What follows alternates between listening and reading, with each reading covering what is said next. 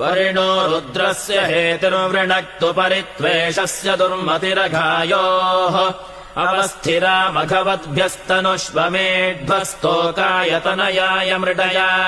सुनिश्रुतम् गर्तसदंयुवानम् मृगन्न भीममुपहत्वमुग्रम्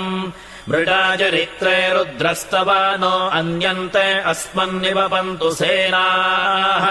मेढुष्टमशिवतमशिवो नः सुमना भव परमे वृक्ष आयुधम् निधाय कृत्तिम् वसान आचर पिनाकम् बिभ्रता गहि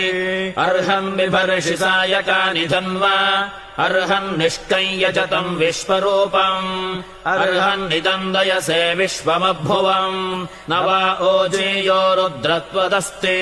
त्वमग्ने रुद्रो असुरो महो दिवस्त्वगुम् शर्धो मारुतम् वृक्ष ईशिषे त्वम् वातैररुणैर्यासि शङ्कयस्त्वम् पूषा विधतः पासि नुत्मना तावो राजानमध्वरस्य रुद्रगुम् होतारगुम् सत्ययजगुम् रोदस्योः अग्निम् पुरातन यत्नो रचिद्दाद्धिरण्यरूपमवसे कृणुध्वम्